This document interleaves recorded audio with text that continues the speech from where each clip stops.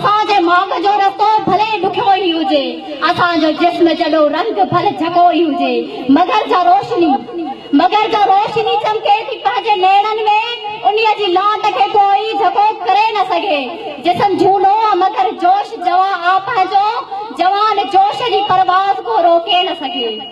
असांखे यादनि थारनि जूं अंधेरियूं खोलियूं, हू दहशत, हू दाहू, हू सुबेदार कड़क, रात्रि साथ, हू तन्हाई ऐं हू खौफ हेरास, कोट लखपत जूं भितूं पहराई बूटनि जी धमक, मगर से साल जा जलाद हुआ वहशी हा, खसे से की न सघिया चेहरे असांजे जी चमक।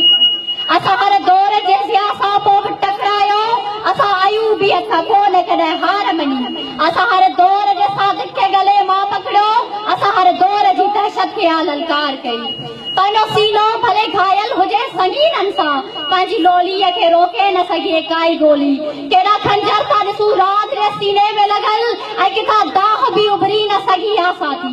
मुख़्तलिफ़ मेरो कयो सच जो बेदाग बदन, कूड़ जी काक किथे कोन किरी आ साथी। मगर जे इश्क खे उंदाह में कयो हो रोशन, सोडियो डंडू तोड़े मुंह खे सरबाटन में, तसवरनि जे हिन सरसब्ज़ सरज़मी खे चो, असांजी राह में कंडा भले पोखींदी रहे, गुलनि जो साथ भले ॾोह असां लाइ बणिजे, असांजे भाग खे शब्दूं भले के रोज़ लॻनि, सुंह जी सेज सदाई न असां खां खसबी, असांजो ॾींहुं बीहंदो मिठा निराश न थी। पाण खे फर्द त नाहियूं जो हटाए सघंदो, ही हज़ारे अटल इंसान फुटाए सघंदो, पंहिंजो पैगाम जो हर कंहिं ज़हन में ज़िंदा आ, उन पैगाम खे कीअं खून सां हारे सघंदो।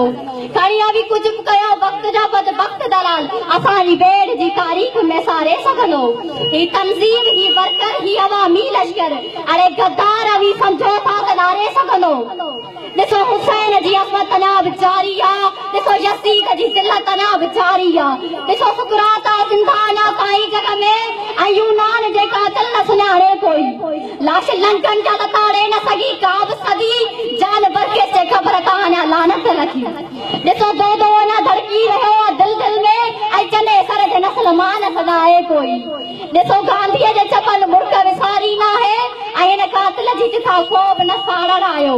अड़े कातिर, अड़े कायर, अड़े दलाल ॿुधो, सिंध जा अघ कथींदड़ सभई जलाल ॿुधो, सितम जी रात के शबकू लहूअ जूं जेके ॾियनि, उन्हीअ जे भाग खां प्रभात खसण नामुमकिन, सेखवतूं जेके तारीख़ करे ख़ुदि न तकलीफ़, उन्हीअ खे मौत हथां मात मिलण नामुमकिन, उन्हीअ खे मौत हथां मात मिलण नामुमकिन।